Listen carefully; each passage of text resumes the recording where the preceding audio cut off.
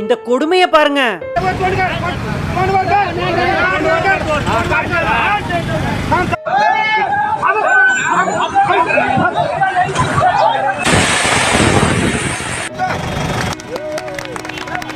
Hi, இந்த கொடூரமான incident எங்க நடந்துச்சுன்னு பாத்தீங்கன்னா நம்ம இந்தியாவில் நடந்தது தான். லாரி டிரைவர்ஸ்லாம் ஒரு ஸ்ட்ரைக் பண்றாங்க, அதனால நடந்த ஒரு இஷ்யூ. என்ன நடந்துச்சு அப்படிங்கறத நான் ஒரு நான் லீனியர் பேட்டர்ன்ல சொல்றேன். யார் மேல தப்பு அப்படிங்கறத நீங்களே டிசைட் பண்ணிக்கோங்க. ஓகே, இப்போ நீங்க எல்லாரும் இமேஜின் பண்ணி பாருங்க. நீங்க ஒரு லாரி டிரைவரா இருக்கீங்க. உங்களுக்கு 17 ஜனவரி 2024 ஒரு சர்க்குலர் வருது. எங்க இருந்து வருதுன்னு பாத்தீங்கன்னா கனரக வாகன ஓட்டுநர் சங்கம் அங்க இருந்து ஒரு சர்க்குலர் வருது. ஒரு லாரி ஓட்டுநர் சங்கம் அப்படின்னு நினைச்சுக்கோங்க. அந்த சர்க்குலர்ல என்ன எழுதியிருக்காங்கன்னா, நம்ம டிரைவர்ஸோட வாழ்வாதாரத்தை பாதிக்கிற மாதிரி புதுசா ஒரு சட்டம் வந்திருக்கு. அந்த சட்டம் என்னன்னா, அப்படியே படிக்கிறேன் கேளுங்க. அந்த சட்டம், விபத்து ஏற்படும் பட்சத்தில் அந்த ஓட்டுநர் தன்னை தற்காத்துக் கொள்ள அந்த இடத்தை விட்டு தப்பி செல்லும் பட்சத்தில் அந்த ஓட்டுநர் மீது ஹிட் அண்ட் ரன் கேஸ் பதிவு செய்யப்படும் அப்படின்னு சொல்றாங்க. அது மட்டும் இல்லாம 10 வருஷம் ஜெயில இருக்கணும், 7 லட்சம் ரூபாய் வரை ஃபைன் கட்டணும் அப்படிங்கறத அந்த சட்டம். ஓகே, இப்ப நம்ம எல்லாரும் ஒரு டிரைவரா இருக்கோம். இந்த சர்க்குலர் பாக்குறதுனால நமக்கெல்லாம் என்ன தோணும்? 10 வருஷம் ஜெயில இருக்கணும், 7 லட்சம் ரூபாய் ஃபைன் கட்டணுமா? நமக்கு ஆப்போசிட்டா தான் ஏதோ சட்டத்தை கொண்டு வந்திருக்காங்க அப்படின்னு நம்ம எல்லாருக்கும் தோணும். ஏன்னா அந்த பாயிண்ட் ஆஃப் வியூல தான் அந்த சர்க்குலர்ல எழுதியிருக்கு. அது மட்டும் இல்லாம அந்த சர்க்குலர்ல நம்ம லாரி டிரைவர்ஸ் எல்லாருமே 17/1/2024 இருந்து காலவரையற்ற வேலை நிறுத்தம் பண்ண போறோம். எண்டே இல்லாம நம்ம வந்து வேலை நிறுத்தம் பண்ண போறோம், லாரி ஓட்ட மாட்டோம் அப்படின்னு சொல்றாங்க. எப்போ வரைக்கும் பாத்தீங்கன்னா அந்த புதுசா வந்திருக்குல ஹிட் அண்ட் ரன் லா, அது வந்து கம்ப்ளீட்டா கேன்சல் ஆகிற வரை, ரத்தாகிற வரை நாங்க வந்து லாரியே ஓட்ட மாட்டோம் அப்படின்னு சொல்லி அந்த சர்க்குலர் ஒன்று பாஸ் ஆகுது. அந்த சர்க்குலர் பாத்தீங்கன்னா தமிழ்நாட்டுல இப்ப நம்ம பார்த்தது தமிழ்நாட்டோட சர்க்குலர். அந்த சர்க்குலர் தமிழ்நாடு, கேரளா, கர்நாடகா, மகாராஷ்டிரா, இந்தியா ஃபுல்லா இதே சர்க்குலர் பாஸ் ஆகுது. லாரி டிரைவர்ஸ்லாம் நாங்க வண்டி ஓட்ட மாட்டோம் அப்படின்னு சொல்லி இருக்காங்க. ஓகே, இந்த புது ஹிட் அண்ட் ரன் லாவை கவர்மெண்ட் சைட்ல இருந்து எப்போ இம்ப்ளிமெண்ட் பண்றாங்கன்னு பாத்தீங்கன்னா டிசம்பர் லாஸ்ட்ல இம்ப்ளிமெண்ட் பண்ணிட்டாங்க. அதனால லாரி ஓட்டுநர் சங்கம், இந்தியா ஃபுல்லா இருக்கிற லாரி ஓட்டுநர் சங்கம் என்ன பண்றாங்கன்னா, ஜனவரி ஸ்டார்டிங்ல ஒரு 3 நாள் நாங்க லாரியை ஓட்ட மாட்டோம், யாருமே ஓட்ட மாட்டோம் அப்படின்னு சொல்லி ஸ்ட்ரைக் பண்றாங்க.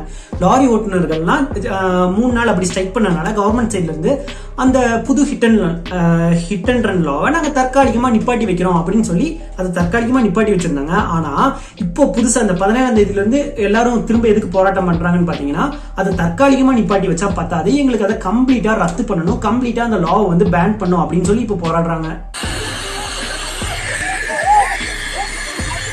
அதே மாதிரி இப்ப நம்ம லாரி டிரைவர்ஸ் பாயிண்ட் ஆஃப் வியூல வந்து பார்ப்போம். இப்போ நீங்க ஒரு லாரி டிரைவரா இருக்கீங்க, லாரி ஓட்டிட்டு போறீங்க. அந்த டைம் திடீர்னு உங்களுக்கே தெரியாம ஒரு வண்டியில போய் இடிச்சிட்டீங்க. அந்த டைம் அங்க மக்கள் கூட்டமா இருக்காங்க.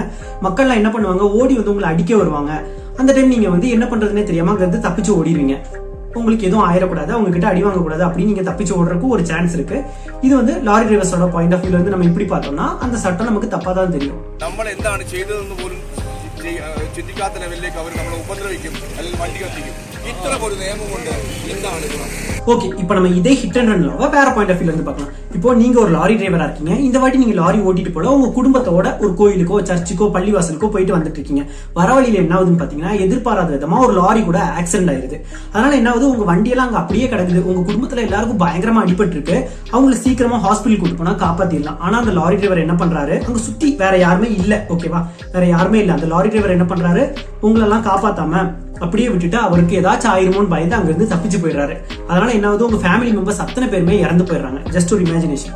இப்போ அவர் அந்த டைம்ல அங்க போலீஸ்க்கு கால் பண்ணிருக்கலாம், இல்லைன்னா அவரே வந்து உங்க ஃபேமிலிக்கு ஹெல்ப் பண்ணிருக்கலாம். ஹெல்ப் பண்ணியிருந்தா எல்லாத்தையும் காப்பாத்திருக்கலாம். அவர் அப்படி பண்ணாம விட்டுட்டு போனாலும் உங்க ஃபேமிலியில அத்தனை பேருமே இறந்து போயிட்டாங்க. இப்போ இந்த மாதிரி சிச்சுவேஷன், அத்தனை பேர் இறந்து போயிடுறாங்க. இப்போ இந்த மாதிரி சிச்சுவேஷன் வேற யாருக்குமே நடந்துடக்கூடாது அப்படிங்கிறதுக்காக தான் புதுசா இந்த ஹிட் அண்ட் ரன் லாவை கவர்மெண்ட் சைட்ல இருந்து கொண்டு வந்திருந்தாங்க. நம்ம இந்தியாவில் பாத்தீங்கன்னா வருஷம் கிட்டத்தட்ட 50,000 பேர் இந்த மாதிரி ஹிட் அண்ட் ரன் கேஸ்னால இறந்து போறாங்க.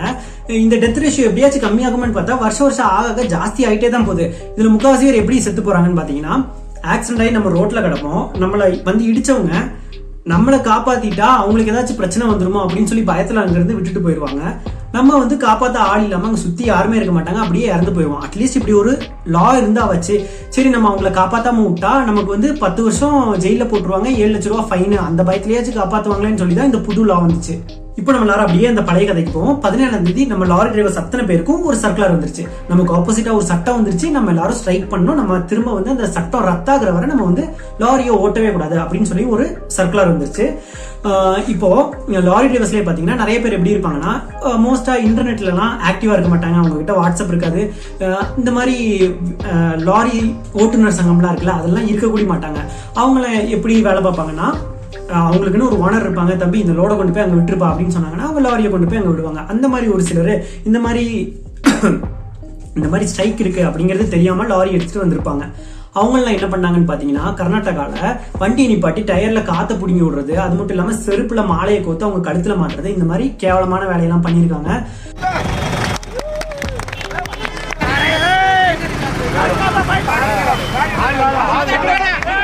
இப்போ அந்த லாரி டிரைவர்ஸ் கழுத்துலாம் செருப்புல மாலையை மாட்டி விட்டானுங்க பாத்தீங்களா, அவனுங்கெல்லாம் லாரி டிரைவர்ஸாவே இருக்காது, அவனுங்கெல்லாம் ஏதாச்சும் ஒரு காரணம் கிடைக்காதா பிரச்சனை பண்றதுக்கு, அந்த மாதிரி சுத்திக்கிட்டு இருக்கிற ஒரு குரூப்பா இருக்கும். அவனுங்களுக்கும் எந்த யூஸும் கிடையாது, அவனுங்க குடும்பத்துக்கும் எந்த யூஸும் கிடையாது, அவனுங்க நம்ம நாட்டுக்கும் எந்த யூஸும் கிடையாது. அவனுங்கெல்லாம் பின்னாடி ஒரு 4 பேர் வந்துட்டு நம்ம பெரிய ஆளு அப்படின்ட்டு சுத்திக்கிட்டு இருக்கிற ஒரு குரூப்பா இருக்கும். தனியாலாம் வந்து அவனுங்கெல்லாம் எதுவுமே பண்ண முடியாது.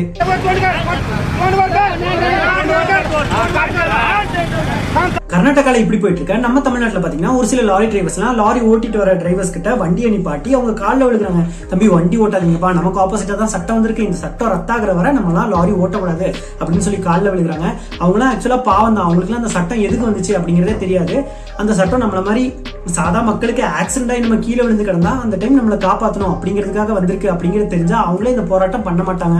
இந்த ஸ்ட்ரைக்கோட ரிசல்ட் எப்படி இருக்குன்னு பாத்தீங்கன்னா, டிரான்ஸ்போர்டேஷன் மூலமா தான் ஒரு ஊர்ல இருந்து ஒரு ஊருக்கு பொருள் எல்லாமே டிரான்ஸ்போர்ட் ஆகி வருது. அதனால என்ன ஆகுன்னு பாத்தீங்கன்னா, இவங்க எல்லாம் வண்டி லாரி எல்லாத்தையுமே நிப்பாட்டிட்டாங்கன்னா காய்கறி, மல்லிகை பொருள், பால், அப்புறம் சிக்கன், அத்தனை பொருளோட ரேட்டுமே கண்டிப்பா ஜாஸ்தியாகும். அதனால பாதிக்கப்பட போறது யாருன்னு பாத்தீங்கன்னா நம்ம லாரி டிரைவர்ஸோட ஃபேமிலி. ஏன்னா எல்லாருமே இந்த மாதிரி காய்கறி, மளிகை பொருள் இதெல்லாம் தான் வாங்கி சாப்பிட போறோம். அதனால நம்ம எல்லாரும் கண்டிப்பா பாதிக்கப்படுவோம்.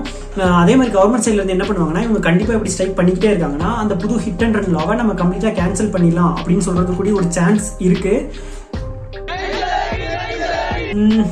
அவ்வளவுதான் என்னோட பாயிண்ட் ஆஃப் வியூல நான் சொல்லிட்டேன்.